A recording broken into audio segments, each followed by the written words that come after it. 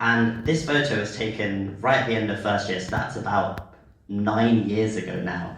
And I'm sure you can appreciate the hairstyle has not changed at all.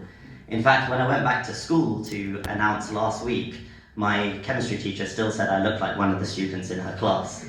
I'm not sure whether that's a compliment, but you take the wins when you get them.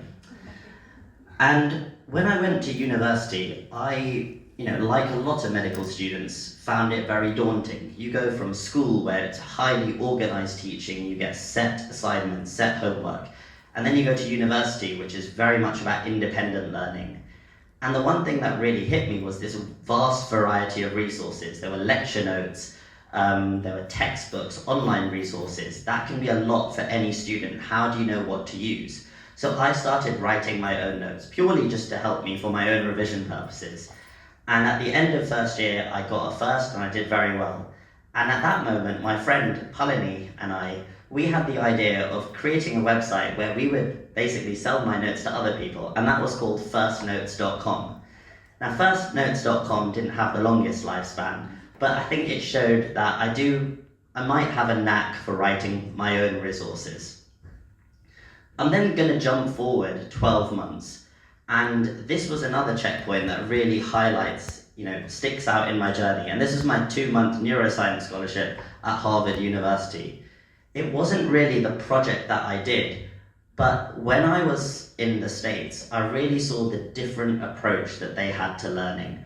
Places like Cambridge University are really traditional, and whereas when I was there, meeting all these other American students, it really struck me how they were, challenged to fight against the status quo, come up with their own innovative solutions. If someone has one way of doing anything, can you think of a faster or a more efficient way? And just seeing that and the blend against what I had, that's something that's really stuck with me all through my journey. So then we jump forward to 2019, and I would say that this is arguably the most influential point in my journey to where I am now. So in 4th year in clinical medical school, I decided to enter a medtech competition. And I will admit my motivation for joining this wasn't that I was desperate about medtech. I might have had a crush on one of the people and wanted to spend more time on her. But it's amazing where things end up all these years on. So I joined the team and agreed to become the team captain.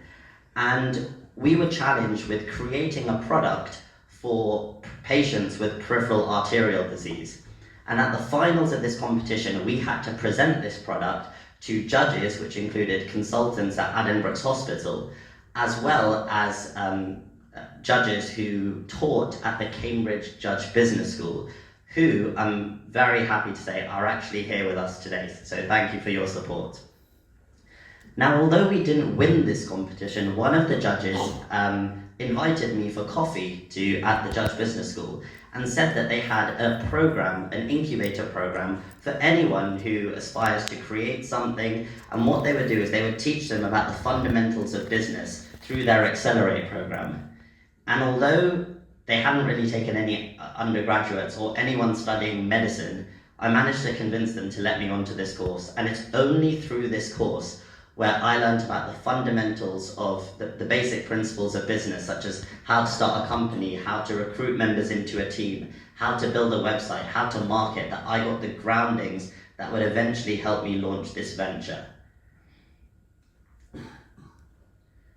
And that's exactly what we did. So in 2020, the original name of my online medical portal, IntoMed, was actually Into UK. And that was short for India to UK. We knew that when people apply to study medicine in the UK, they have to sit a lot of admissions tests, such as personal statement, UCAT and BMAT. And although the market was heavily saturated here, our idea was to go abroad so students don't have to come to this country, pay the flight fees. We would go to them and train them to study medicine in the UK. And it's at this point where I'm hugely indebted to 2 people. The first is my mum, who flew to India in April and started going around schools trying to sign them up for personal statement courses. And she was actually very successful. The problem was, come June, we were due to fly out in July, we didn't have any courses. It was at that point that I turned to one of my closest friends, Tom, who is here today, who doesn't even study medicine. And I asked him, Tom, can you come with me to India and can you write me a personal statement course? And I'm just glad that his response within 10 seconds was, let's do it. So as you can see, we went to India and the trip was a great success. We managed to get into the local Amritsar newspaper. A lot of students attended our masterclass, and Tom even got to sample a little bit of Amritsari culture at the Golden Temple in Punjab. So the trip was a great success. So if I were you, I would be thinking, hang on, we've come to a book launch. What has any of this got to do with writing a book? You've talked about getting into medicine, going to America. When are you actually going to get to a book? And I did mention at the start that landing up producing a book, as much as it was about innovation and me writing my notes, was down to a lot of chance. And in 2021, we knew the COVID pandemic hit. So we quickly realized that it wasn't going to be possible to fly to India anymore to train Indian medical students. Into UK subsequently switched and became Into Med. And it was at that point that I decided to launch an online medical portal, put my resources online for students across the country to learn. So I put up some of my courses, all my notes up. And what I did was, I also learned how to make a website by watching a YouTube video, did have quite a lot of time home during the pandemic, and opened up 300 spaces for students across the country to test my notes on a trial run. And what I found out was that in 48 hours, all the spaces were gone. And looking at the analytics, I could tell that students basically were using my notes on a regular basis. So I'm just going to forward this video to show that this is how they look like. They were just PDFs, nothing special, nothing that you see in the book today. And basically, from that moment, the next year was about growth. This portal won Best New Business. Through the business school and their help and support, we got £20,000 in funding to grow this portal further.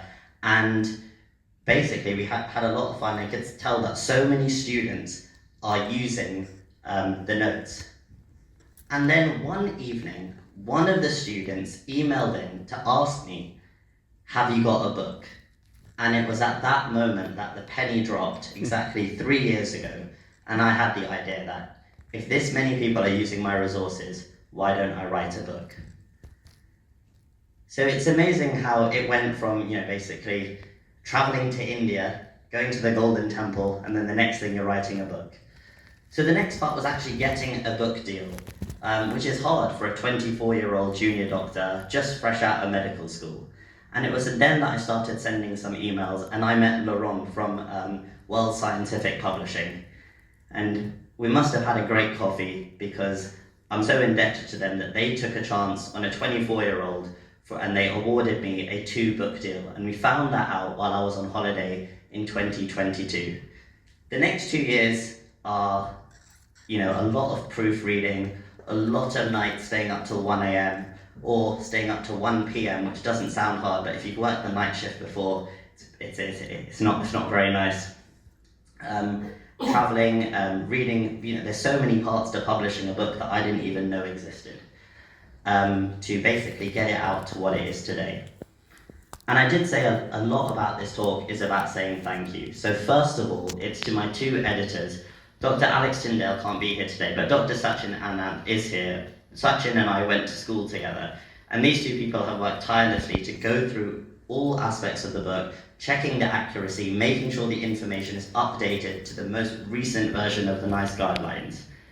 And then a special mention also has to go to our illustrator, Talia Patel. Talia's a medical student who's got an amazing talent for graphic design. Not only has she basically come up with the design of the book, she's drawn every single photo in this book. And more importantly, she's managed to convince me not to make the book orange, which was a point of a lot of contention. But it's okay, the next one will be. And There's so many people along the journey without whom this book wouldn't have come, because it's not just an endeavor of putting pen to paper. It's that whole journey of setting up the website at the beginning, marketing it, going to India, everything like that. And these are some people who I haven't mentioned in the slide so far. First is all the team who helped me make the medical portal, who can't be here today because they've got medical school exams. Then it's my coaches at the Judge Business School, and thank you to Reinhard, who's sitting at the back, who basically trained me in those fundamental business principles to get my venture off the ground. As well as that, each individual chapter has been reviewed by a consultant or registrar, and as well as Sachin and Alex, I've also got Dr. Abhi here today, who's not just a reviewer but a friend and has checked all through the content. And there's a couple of other mentions that I'd like to make. The first is World Scientific. It's not often that an F1 doctor or finally a medical student gets a book deal. A lot of publishers I approach wouldn't even look at me. You're far too young. Whereas I think these people saw that as a strength. Can you challenge what's already been done? And I'm indebted to them for that. And also to Wexham Park Hospital, and specifically my clinical tutor and my educational supervisor, Dr. Brammer, who announced me, their support in basically bringing this event. And I was very nervous when I approached them, as I didn't know how they would be receptive to my idea and the fact that I've written a book. But they've been so supportive, encouraged me to do it, sent it out, and if you walk through Wexham Park Hospital, you'll get sick of it because my face is on a poster on every toilet door. Someone's going around ripping them off. So, and then finally, there's two other people that I have to thank. Not just through here, but it's the whole journey, and there could be a separate talk on how grateful I am to these two, and that is Mum and Dad.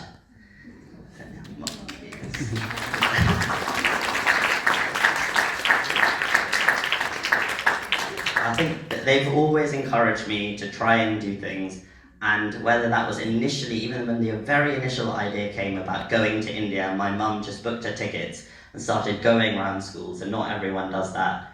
And my dad for also teaching me the fundamentals of business. He's not only my accountant, but my advisor as well. And I'm sure he's also been keeping a tight eye on the guest list, politely encouraging people to come. So I'm just going to very quickly finish on what today is actually all about, which is my book. And many of you who might not be in the medical field might ask, isn't it just another medical textbook? There's so many of them out there already. What is so different about yours? And I'm not going to lie, I haven't written out new guidelines. I haven't written the cure to cancer in there. If that was the case, I'd be doing the book launch at the Burj Khalifa. But the reason this book I think is different is because it goes back to those challenges that I faced when I joined med school. So many different resources. And what I've tried to do is collate all the information that you need to know in one place. Each of the chapters has a very consistent structure. And it's not just about memorizing the management for conditions to pass exams. I actually do want to go through, explain the background physiology, explain the pharmacology so that you have an understanding of the condition. There's a huge emphasis on visual learning, and for this I do have to give the credit to Talia. As you can see, the boxes, the color coding, all the illustrations are down to her, and I think that's brought the book to life. And finally, it is pocket size. So whether you're on your phone, you can access the information on my website for free, or if you want more in-depth knowledge, then you can carry that around in your bags. And so just to summarize, the key thing is, it is written by junior doctors for junior doctors. I haven't rewritten Grey's Anatomy, but it is concise information delivered at the right level. It's a consistent structure throughout, and already 1,000 students do use this information, what's available online on a weekly basis. So if you decide that you might want to give this a read, you can buy it on Amazon, you can buy it on the World Scientific Publishers website, and today there is also a special 30% discount if you buy it today.